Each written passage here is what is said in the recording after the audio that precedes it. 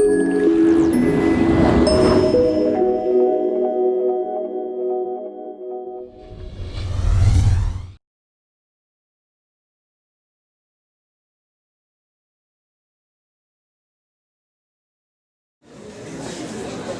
everyone! We are students of New Economics School and we are happy to be here today participating in this exciting competition. Our team, Andrey, Kirill and Alex, is glad to present our view on a very significant issue, recovery and new challenge. And we would like to look at one particular aspect of this many-sided problem. You may see the desired topic in front of you. Please don't be surprised, we'll explain everything in due time. Now please raise hands those of you who have never ever tried to put together a jigsaw puzzle, like the one on this slide. I see, so most of you must understand what it feels like when you just can't find the right piece. By the way, hint, last pieces are almost always under the sofa.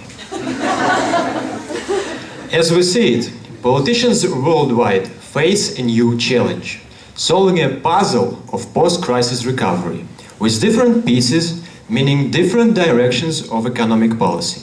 Don't you think this analogy is pretty close?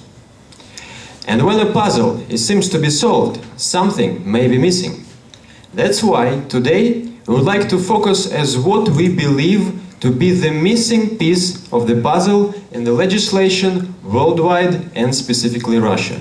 That is regulatory change in the financial sphere.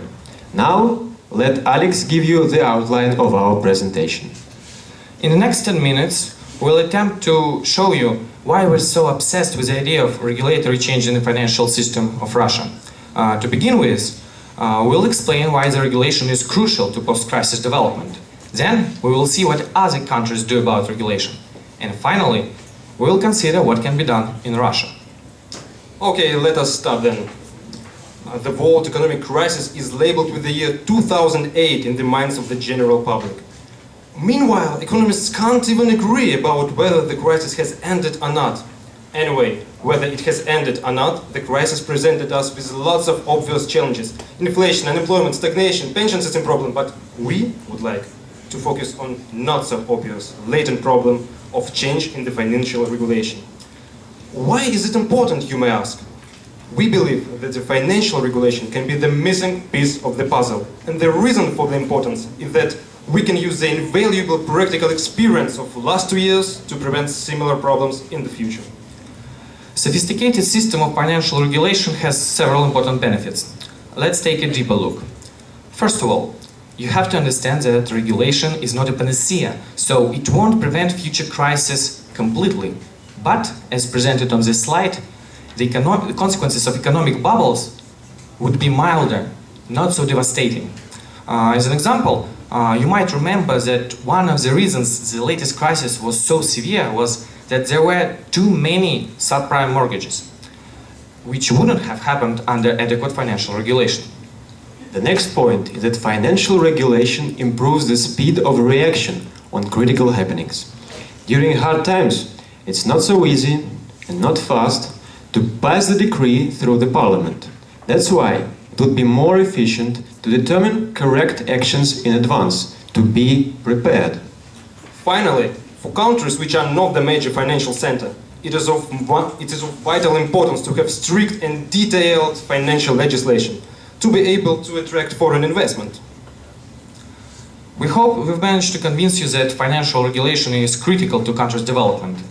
The latest crisis affected the whole world, so most countries solve similar puzzles. In such situations, it is often useful to provide benchmarking analysis. So, Andrei, what's happening in, for example, the USA? You know, Americans didn't waste their time, and on July 21st, 2010, President Barack Obama signed into law the key Financial Regulation Act, Dodd-Frank Wall Street Reform. Let's look at what this law does.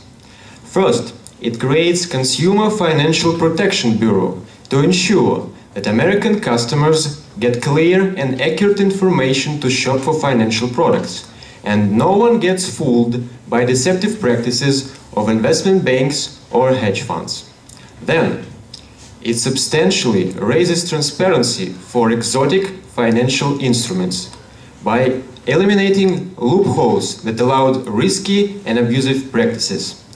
Then, it attempts to end too big to fail bailouts by imposing strict capital and leverage requirements that discourage companies from becoming too big to fail.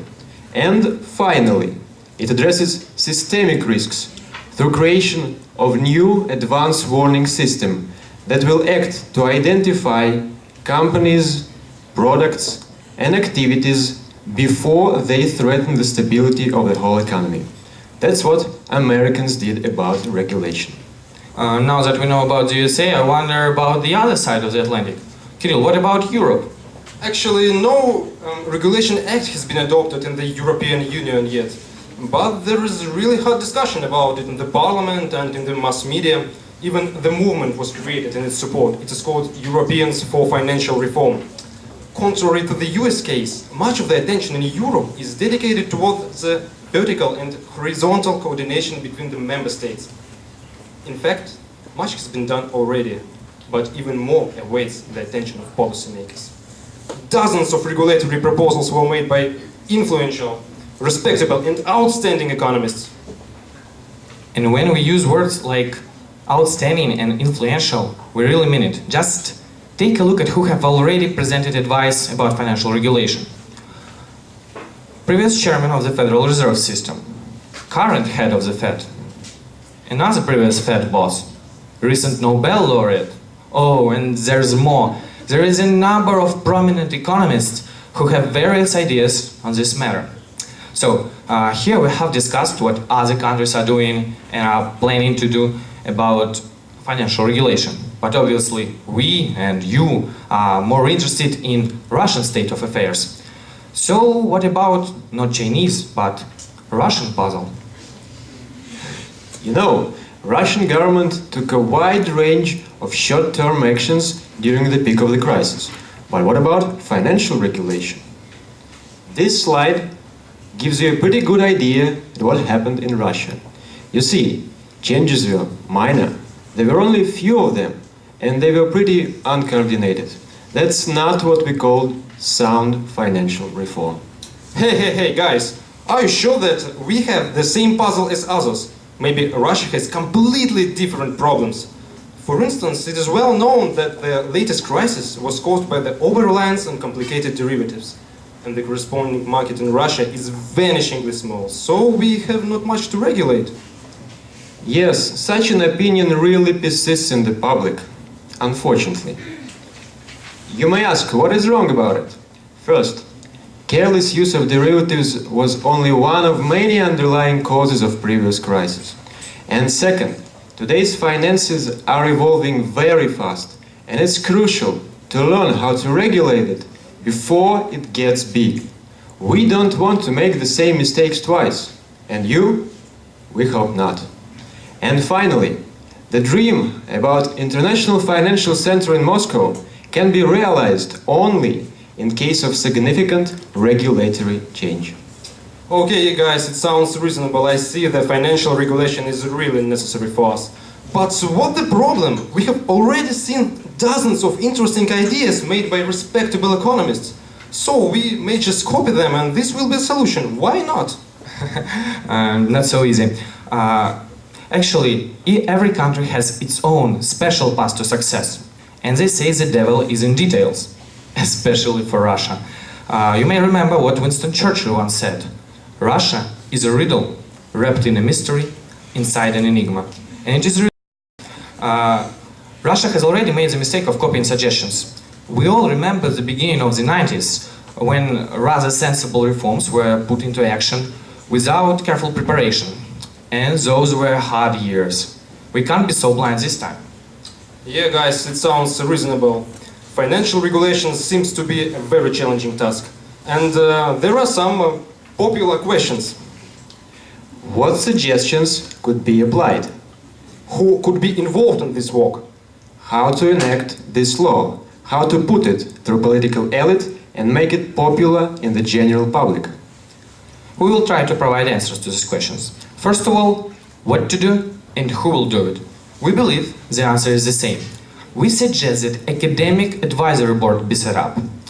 Yes, there exists an economic board, but currently it does not consist of prominent scientists.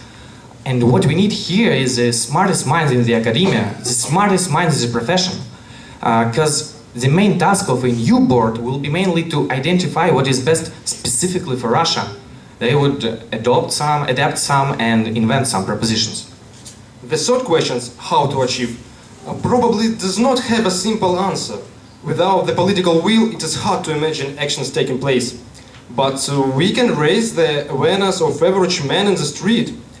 And there should be broad public discussions which can influence government as in most developed countries.